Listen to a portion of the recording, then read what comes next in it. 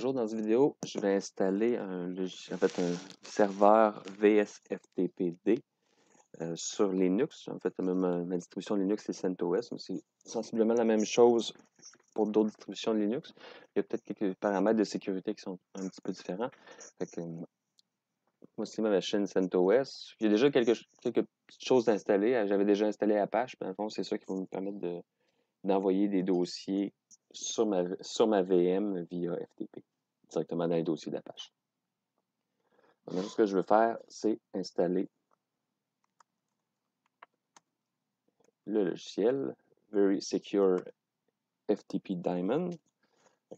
Installation.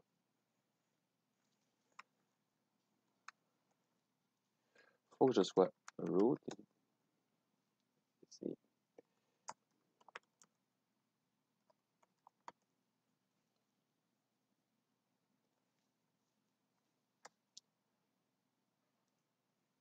L'installation est complétée. J'arrive ici, je fais système CTL status VSFTPD. On voit qu'il n'est pas actif. Si vous faites enable, mais comme n'importe quel autre service, ça va faire en sorte qu'il va démarrer au démarrage de Linux, mais ça ne veut pas dire qu'il est actif en ce moment, comme c'est le cas. Il est l'état inactive, dead. Il faut vraiment que je le démarre à la main ou au redémarrage de la machine et il va fonctionner. Start ici. Je remets le status, ici, active running. Je continue, je fais des petits tests ici. Je vais commencer par regarder c'est quoi mon adresse IP, l'adresse IP de ma machine virtuelle. 192.168.2.254.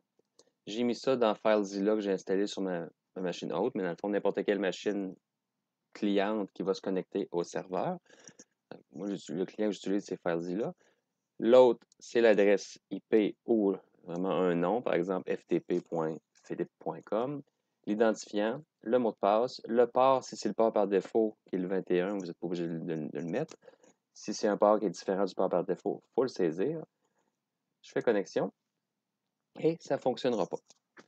Pourquoi? Parce que par défaut, CentOS vient avec un firewall. J'imagine que d'autres distributions, c'est la même chose aussi. Fait qu'on va aller voir système status firewall D qui est actif.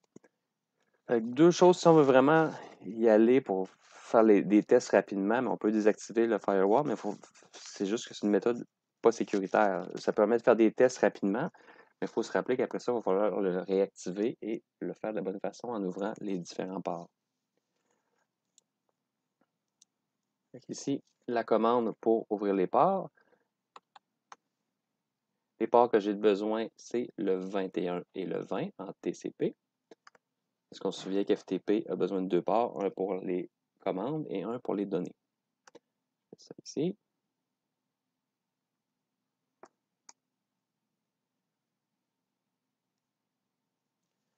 Je continue. Oups. Il faut que je recharge le tout. Firewall CMD Reload pour avoir les nouvelles informations. Succès. Maintenant, je peux refaire un test. Même chose. Mon IP, mon identifiant et mon temps.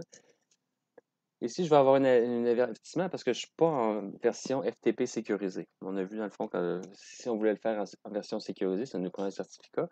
Puis ça, dans le fond, je vous le laisse à faire pour le plus tard ou quand je ferai une autre vidéo pour ça. Avec ça, dans le fond, tout ce que je vais envoyer de ma machine à ma VM ou dans le fond qui va passer sur le réseau va être en clair, ne sera pas chiffré. Je fais OK.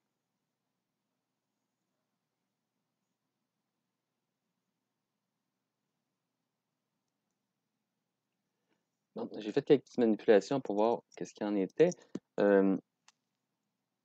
Ici, si vous voulez voir en fait votre firewall, si les ports sont bien ouverts, parce qu'au début, ça ne fonctionnait pas de mon côté, firewall-cmd, espace-list-ports. Et là, j'ai les deux ports qui sont ouverts ici, le port 21 en TCP et le port 20 en TCP aussi. Vous pouvez aussi, au lieu d'ajouter les ports un par un, utiliser le Add Service, puis c'est des services dans le fond préconfigurés. Si c'est HTTP, mais vous mettez HTTP et il va ouvrir les ports pour vous. Donc, je peux le faire ici, là. HTTP. On va juste faire un reload.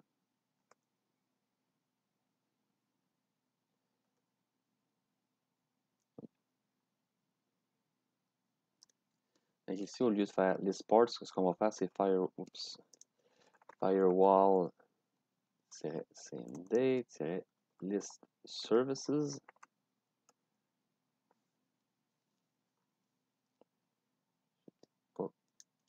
C'est parce que j'ai écrit firewall au lieu de firewall, désolé.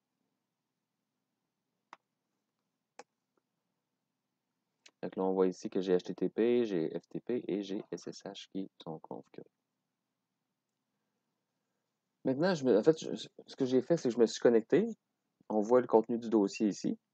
On va faire des petits tests. On voit que là, je suis dans mon home. En fait, je suis dans le home de Payfleury. C'est pas ça qu'on veut, mais il faut faire des modifications. La première chose que je vais faire, c'est que je vais aller dans Documents. Je vais aller envoyer un dossier, voir si ça fonctionne. Transfert réussi. Ça a fonctionné. Et je vais le faire dans l'autre sens, avec de sed vers ici. Et ça a fonctionné. Vous pouvez aller en mode anonyme aussi. Dans le fond, je ne mets pas d'identifiant, je ne mets pas de mot de passe. Ça s'en va ici dans le public. Là, normalement, on n'a pas le droit d'écrire. Fait que ça va. Oups. Transfert échoué. Parce qu'en anonyme, habituellement, on ne veut pas laisser n'importe qui écrire sur le serveur. Sinon, il faut vraiment aller changer la configuration du serveur FTP. Allons voir la configuration du serveur. On va ici. Je l'ai déjà ouvert, mais l'emplacement, c'est, on l'a ici, etc, vsftpd et vsftpd.conf. C'est tout en anglais, fait c'est de lire le tout. Anonymous Enable, yes. Si on ne veut pas de personnes anonymes qui se connectent à notre serveur, mais on le mettrait à no. Local Enable, mais ça fait en sorte que vos comptes, chaque compte utilisateur que vous allez créer sur Linux, mais il va avoir un compte associé FTP, il va pouvoir se connecter. Est-ce que je laisse les gens écrire ou pas? Oui. Autre chose qu'on peut avoir besoin. Anon Upload Enable à yes, mais si je veux, dans le fond, leur permettre ou non d'écrire les anonymes. Ici, descend plus bas.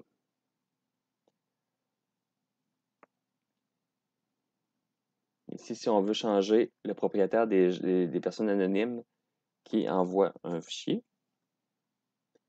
dans le fond, on n'a pas de compte, ça prend un compte associé. Donc là, ici, si je décommentais ça, je pourrais le décommenter ici.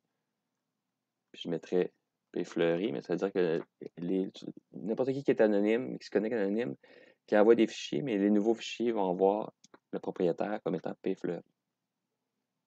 On n'en a pas besoin dans notre cas. On continue. FTP banner, mais c'est un petit message qui va apparaître, qui pourrait apparaître ici en haut dans FileZilla si je l'avais mis. Je ne l'ai pas mis. Dans le fond, on voit que c'est Welcome to the blah FTP service. Est-ce qu'on veut permettre aux utilisateurs locaux de se promener dans l'arborescence? Par défaut, c'est non. Si on veut le mettre à oui, on peut le mettre à oui.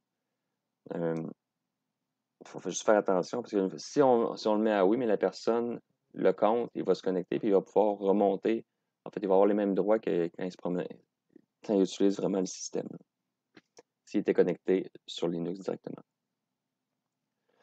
Différentes choses. À part ça, on n'a pas besoin d'autres choses ici. Je vais sauvegarder et le fermer. La question qu'on peut se poser, c'est OK, c'est bien beau. Payfleury se connecte, puis il s'en va directement dans. Je vais me reconnecter comme Payfleury.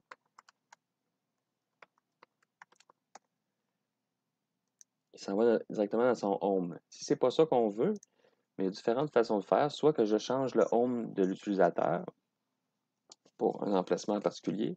Je peux aussi créer d'autres comptes. Il n'y a rien qui m'a. qui m'empêche de faire user add FTP web.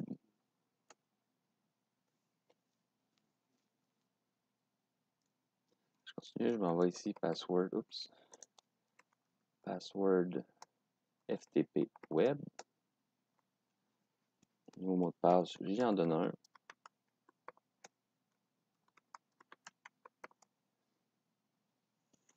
Cet utilisateur-là, ça va être dans le fond, il va avoir un home, ça peut-être que c'est pas ça que je veux non plus. Je vais envoyer ici, non, il envoie FTP web. Je peux quand même faire ça ici, usermod -d, l'emplacement.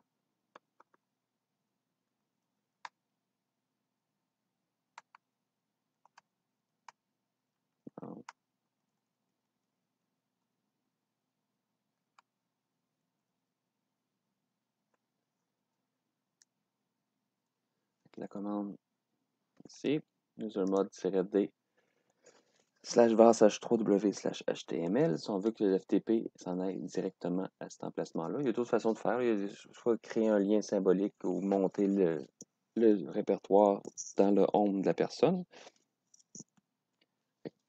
Ici, je vais tester le tout. FTP web, c'est le même mot de passe dans le fond, je mets tout le temps le même mot de passe pour tous mes comptes. Et ça fonctionne. Maintenant, il s'agit juste de vérifier si je suis capable d'envoyer un fichier vers là-bas. La réponse est non. Hop. Ça a fonctionné. Et un fichier dans l'autre sens, le ramener. Et ça a marché aussi. Pour que ça fonctionne bien, il faut aller vérifier en fait les rôles, les droits que vous avez sur HTML. Oups, c'est des points. C'est ici. On voit qu'il est très permissif, mon dossier HTML. C'est pour ça que ça a fonctionné. Probablement que c'est pas le truc par défaut. J'ai dû le modifier pour faire des tests. Mais si c'est pas le cas, mais vous pouvez changer le groupe auquel il appartient ici. Ça devrait être Apache, ici le groupe du fichier, ou vous ajoutez au groupe Apache puis le mettre. Sinon, vous pouvez mettre votre propre utilisateur ici. Et ça fonctionne.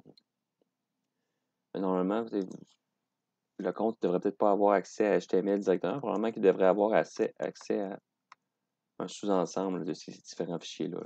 Si j'héberge plusieurs sites. C'est tout pour ça ici.